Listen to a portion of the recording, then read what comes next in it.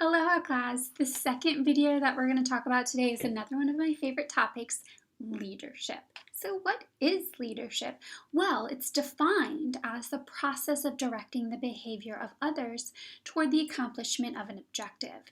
Leadership has three main components. It has a leader, it has a follower, and it has an influence. So without any one of those, you don't have leadership. Now, the central theme of leadership is getting things accomplished through people. It's influence. Now, managers are different than leaders. They're not necessarily the same, and I will try not to use them interchangeably. But management focuses on both behavioral and non-behavioral, but they're much more task associated. They make sure the job gets done. They focus on organizational processes. They are focused on those goals, accomplishing those goals. Where leadership is a subset of management, but it emphasizes on behavioral issues and behaviors in general, on influence. They care about and focus on the people doing the job. They're more concerned about the people. They want to get the job done, but they want to make sure the people are taken care of. Their focus is, again, on the people. Now, it's also important to note that you don't have to be a manager to be a leader. So you have to have a title or a specific role to be a manager, but you don't have to have a specific role to be a leader. For example, I have two little puppies at home. If you saw my welcome video, you saw those little cutie patooties. I am a leader of them because I have an influence over them. But also parents have an influence over their children, so they could be a leader.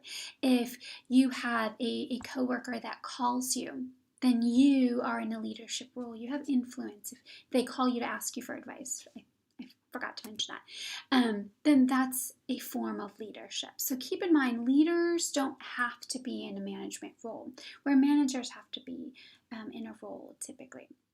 So that's a big difference between leadership and management. Now, there are three main types of approaches to leadership. First, to start out in the beginning with trait approaches, and this assumed that leaders were born and not made. They described leaders based on a set of characteristics. It showed inconsistency, and no one set of qualities or traits could be used to differentiate from non-leaders. Some of those common leadership traits that we saw in the early days was intelligence, or past achievement in scholarship or athletics, emotional maturity and stability, dependability, persistence, and drive, social and adaptive skills, and a desire for status and socioeconomic position.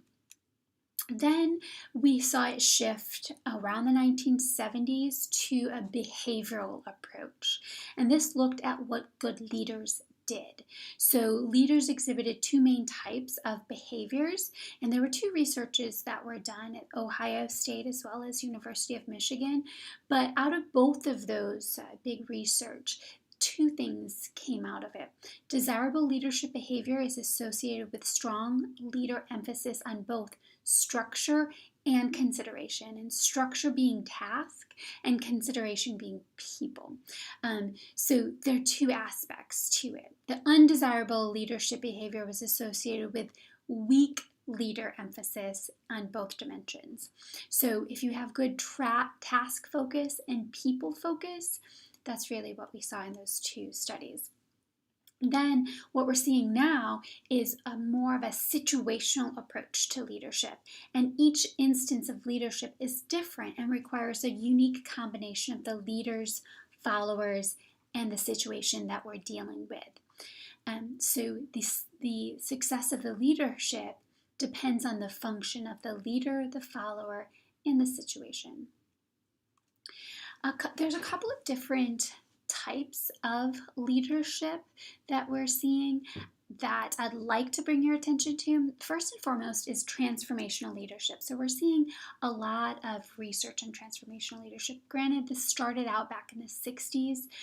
It's still relevant today. Transformational leaders are inspiring organizational success by affecting followers' beliefs. They are closely related to charismatic and inspirational leadership.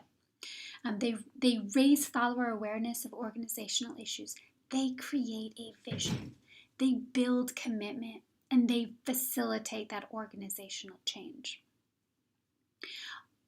Another one is servant leadership. So in servant leadership, leaders are there to serve the follower, to help them accomplish their goals. Leaders' primary role is to help followers in quests to satisfy personal needs, aspirations, and their interests. They place high value on service of others over self-interest.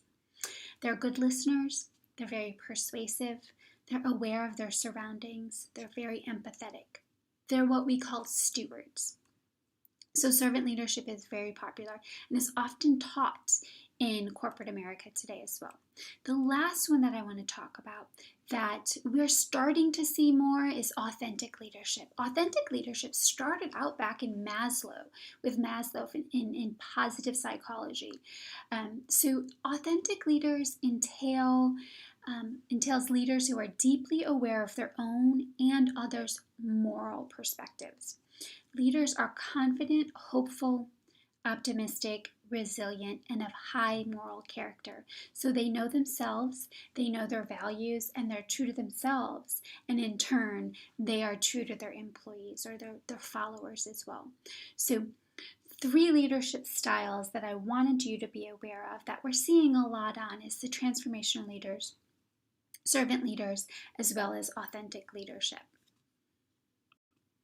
We also touched on the 3 main approaches. So we have trait approach to leadership, we have behavioral approach, and we have the situational approach. And last but not least, we talked about the difference between leaders and managers. And one last thing I want to talk about that is I mentioned previously that my husband and I have a podcast about leadership, and I just want to bring your attention to that. Our first topic of episode 1 was the difference between leadership and manager. So I highly recommend you listening to that. My husband's funny, so he might make you laugh a little bit. Anyway, thank you for taking the time to listen and have a great day.